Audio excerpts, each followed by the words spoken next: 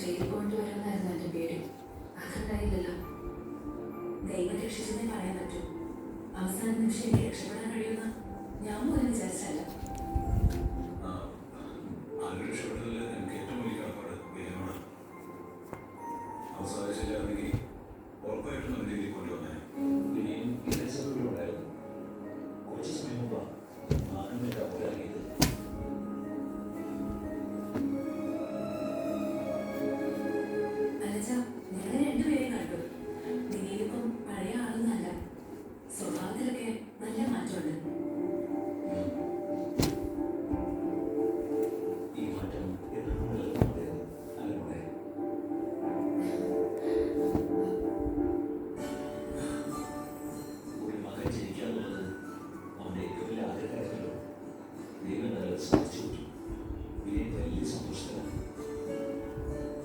ജീവിതത്തിൽ പുതിയ കാഴ്ചപ്പാടാണ് ഉണ്ടാവുന്നത്.